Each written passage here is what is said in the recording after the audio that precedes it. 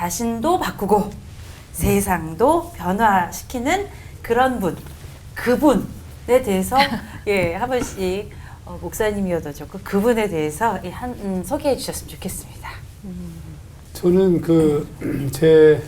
제가 미국에서 유학할 때 제 선생님이 로버트 콜만 교수님이셨는데 제가 이제 제자훈련을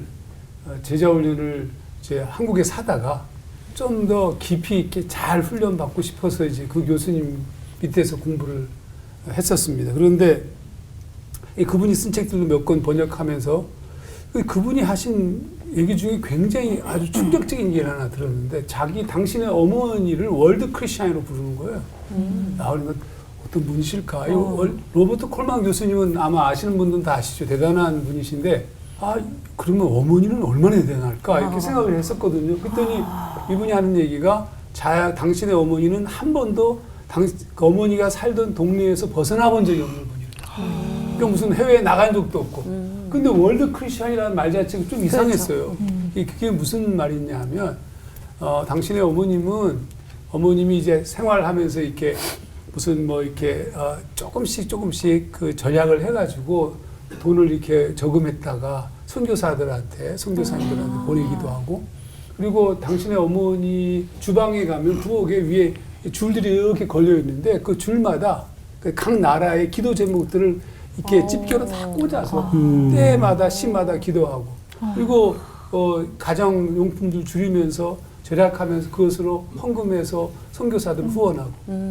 난 당신이 생각할 땐 우리 어머니가 진짜 월드 크리스찬이라는 거예요. 오늘 우리가 무슨 큰 일을 이룬다. 저는 그런 어머니 밑에서 그런 아들이 태어났다고 생각하고요.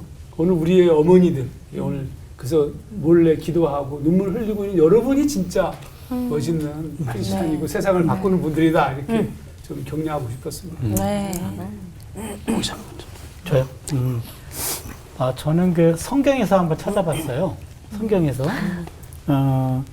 성경에서 우리 보면은 늘 주인공만 기억하잖아요.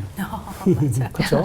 성경을 읽을 때 또 우리는 또 주인공에 자기를 대입시켜요. 맞아요. 그렇잖아요. 맞아. 조연들은 그냥 스쳐가죠. 이름도 기억 못하고. 근데 사실 알고 보면 우리 다 주연 아니거든요.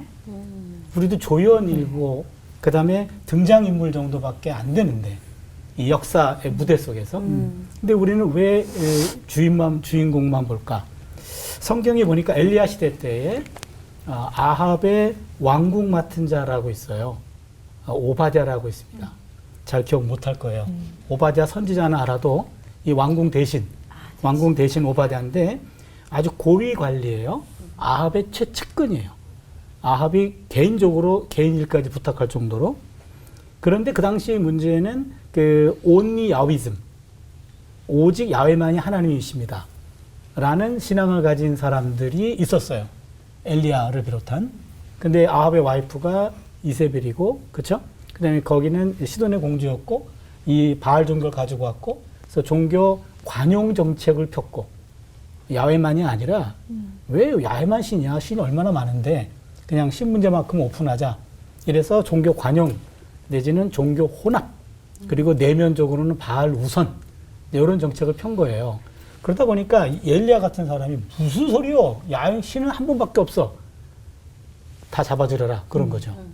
그러니까 국가적으로 소탕 작전이 있었어요. 저런 편협한 사람들 어떻게 저렇게 사고가 막혔는가. 국가 시책에도 문제가 되고, 그래서 특별히 선지자들을 소탕 작전하고 야훼가 한 분 하나님이 그분이십니다라고 말하는 이런 꼴통들은 다 잡아들여라.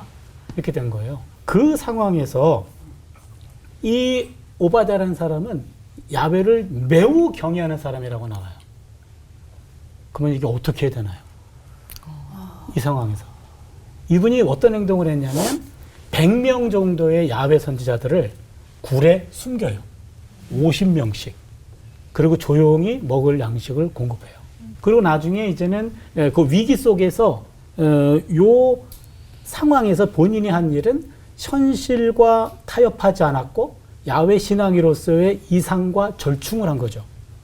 자기가 야훼 신앙인들을 전부는 살릴 수 없어도 내가 한 100명 정도는 최대한 내 권력과 내 재력 가지고 이들은 내가 케어할 수 있다. 용기를 가지고 그 사람들을 돌본 거예요. 그리고 겁도 많아요. 엘리야가 나타나가지고 네 주인에게 가서 내가 왔다고 얘기하라. 그랬더니 아니 당신 지금 지명수배자고 위험한 사람인데 내가 만약 얘기했다가 하나님의 영이 당신한테 임해가지고 당신을 숨겨주면 난 죽습니다. 겁쟁이죠. 그렇죠.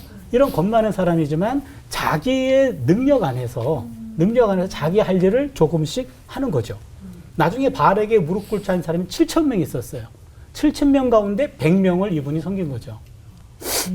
요걸 보면은 자신의 한계 내에서 두려운 상황이지만 용기를 내서 내가 갖고 있는 힘과 권한을 최대한 활용해서 내 능력 안에서 할 일을 하는 사람. 이게 무명이에요. 근데 그런 사람들이 힘이 모아져가지고 7,000명이 살아남은 거죠. 그 중에 100명을 책임졌던 사람. 요런 것들이, 요 조연들, 보이지 않는 사람들을 통해 하나님이 역사하시기 때문에 요런 조연에 우리도 한 조연으로 조그만 예배를 감당한다는 것, 그거 소중할 것 같아요. 네. 이 주제가 지금 나도 변화되지 않으면서 이거잖아요. 그죠? 저는 누가 떠올랐는가 하면 사실은 자기 재정 문제도 해결하지 못하는 개척교회 목사님들. 그런데도 불구하고 복음을 들고 이 사람을 살리고 세상을 바꾸고자 하는 그 열망을 가지고 지금도 여전히 개척하는 그런 분들이 계시잖아요. 자기 자식의 문제도 해결 못하고 해결되는 게 아무것도 없어. 오히려 지금은 개척하면 안 되는 그런 이야기 평판을 듣는 시대인데도 불구하고 또 개척하는 거예요. 제가 아는 어떤 한 분은 이분이 군대 군인들을 많이 돕는 분인데 어느 날 뉴스에 어느 사성 장군이 뇌물 문제로 감옥에 갇힌 거예요. 근데 이분은 한 번도 만난 적이 없어요. 자기가 그 뉴스를 보다가 저거 내가 가서 저분 위로하라는 거네. 그러고는 감옥에 그분을 찾아가는 거예요. 찾아가서 이분이 모르는 분이 면회를 왔으니까 당신 누구냐 그러니까 제가 그냥 군대를 섬기는 목사라고 그러면서 자기 소개를 했는데 이분이 3년인 것 같아요. 그 기간은 틀릴 수 있는데 다 형을 살고 나오면서 이분 교회로 오신 거예요. 이게 지난달 이야기예요. 그러면서 이분 장군 출신이 오시니까 거기에서 같이 도왔던 이제 그 군종들이나 또 부하 그 군인들이 이렇게 오는 거예요. 그 가만히 보면서 저분은 사례도 100만 원도 못 받거든요. 그런데도 자신이 그냥 뉴스 보다가 저건 내가 할 일이지 그러고는 병년 하나 저기 간다 그러고 가는 거예요. 그래서 정말 오늘도 자기의 재정 문제 하나 뭐 가족의 아픈 문제 하나 부모님을 뭐 모시지도 못하고 얼마나 많습니까. 그런데도 불구하고 여전히 복음을 들고 서 있는 개척하는 목사님들 힘내시라고 그러고 싶어요. 네.